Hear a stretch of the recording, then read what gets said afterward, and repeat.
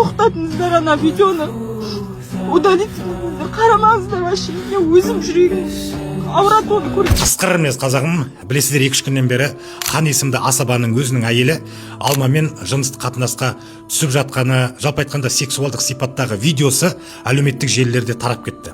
Осыдан кейін Хан маған хабарласып көмек сұрады, және де сұхбат бергісі келетінін айтты. Әрине біз қарсы болмадық, және де Хан және оның әйелі Алмадан сұхбат алдық. Мен уже деген шыдай алмай, бұл кісіге айтамын, не қаттан түсірдік сол видеоны. Қиын болып жатыр қазіргі уақытта. Өзім әке шешем жоқ, мама деп барып, басымды бекіп қоя салатын анамның осындай да керек екен. Қанды қыстым дегенде мұндай қыз көрмедім. Өзіме қол жұмсасам ба дегенде ойлар келіп кетеді кейде. Сондықтан былай қайғысымен бұл видеоны үшін бірден специально таратып жіберіп тұрған айтқан кезде мен телефонымнан көшіріп алған. Жалпы бұл видеоны не себеп түсірдіңіздер? Біздер оны өзіміз үшін бір себеп сөйтіп өзара түсірдік. Все болды, оны бір жаңа тарату үшін бір андай жаман көрген жоқпыз. Алмаша, осындай видео түсуге кімнің идеясы негізі? Идея жолдасымдікі. Мен Негізі бірінші видеоларыңыз ба, әлде сіздер енді бұл әдетке айналған жағдай ма? жоқ, өзі бір видео. Бәрі любой адам сауатты, мен өзінің күйеуіне барлық жағынан өзінің интересный болып шығады деп ойлаймын да. Ол бірақ не ради него, ради себя раскрепощенный әйел адам гибкий болу керек. Адамдармен қарым-қатынасын, сөзін түзу, және де төсекте де күйеуіне ұнайтын болу керексің. Сол себептен ол жайлы мысалға қанша обучениялар оқып келіп жатқанбыз.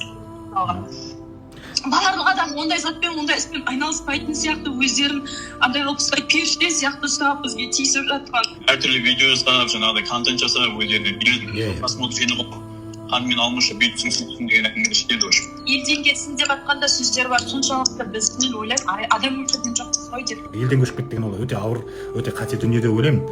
Сондықтан сіздерге сәттілік тілеймін. Енді осы біздің сұхбатымыздан кейін қазақ елінің сіздерге деген көзқарасы өзгереді деген ниеттемін. Рахмет сізге, Жан мырза. Біз кеше салған Хан мен оның әйелі Алмашаның видеосы туралы айта кетейін деген. Көптерді жазып жатырсыздар, неге бұларды жарнама жасап жатырсыз, неге бұлардың әңгімесін тыңдап отырсыз деп.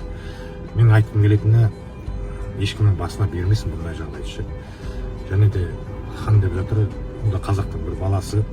Сондықтан енді сұрағаннан кейін менің жаңағы инстаграмым барлық қазақ үшін ашық. Кез келген адам өзінің уәжін айтып шыға алады. Сондықтан түсіністікпен қарауларыңызды өтінемін қазағым. Мен енді контент түсіріп, видео қояйын десем, енді просмотр жинайын десем, мына ақтаулық Тамада Ханның видеосы шығып кетеді ғой. Сөйтеді да мен видеоларым ешкім көрмей қойды енді. Сәл қоя тұрсаң болады Хан. Ой-бой халқым, мен тауға барып, таудан кейін жұмысқа барып, шаршап, үйге келіп, тағып ұйықтап тұрып, телефонды ашсам, сообщенияларды көріп, өлдім ғой қатыпшы. Кешегі Хан мырза бар ғой, анау асаба Хан еді, кім еді, соның видеолары барлық мені қазақ халқына травма болып қалған ау. Менің кешегі түсірген рилстарымдан ой-бой, көтеніңіз көрініп қап, намаз оқып, көтеніңіз көрсеткеніңіз не, ты в стрингах, не в стрингах, шелковый пижама кимейсің ба деген сообщениялар көбейіп кетті. Халқым, енді мен о жерде бір дайындалып, бір не қылып барған жоқпын. О жерде құбылаға қарап мен намаз оқыдым, пижама кидім, пижамам сыртынан намазник кидім. Енді бір арам ойым болған жоқ. Енді видео түсіріп көрейінші деп түсіргем енді. Соған осындай жағдайлар болды. Соңғы ұятсыз видеоларға байланысты менің оқырмандарым сұрапты, сіз қалай ойлайсыз, хайп не хайп деп. Енді мен өзімнің бестейін осы жерейін, осы жерде. Басында мен ол кісілерге сенген болатынмын. Мобилограф таратып жерді деген кезде. Потом олардың что-то тредстен андай дірілдетем, ауытам деген нәрселерін көріп, одан қайта-қайта обращение жасай бергендеріне қарап, что-то күмәндана бастадым. Енді мобилограф таратса, конечно, ауыр енді. Ана видеосын бір добрый адамдар жіберді маған. Ал енді біреулер жазыпты, жалап, бүйтіп, сөйтіп. Енді жаласа жалай берсін да, өздері ғой, өздерінің көзді өндірістікі, бомждық емес қой әйтеуір. Бірақ енді закрытый комнатада болу керек қой, не болса да ол бүкіл Қазақстанға не надо. Қымбатты оқырмандар, хан мебельді бізде жақсы акция скидка отқан хабарлай кетейін, тағы да бір түсіндіре кетейін. Одан бөлек жаңа поступление болып жатыр, яғни ойдан көптеген мебельдер келіп жатыр.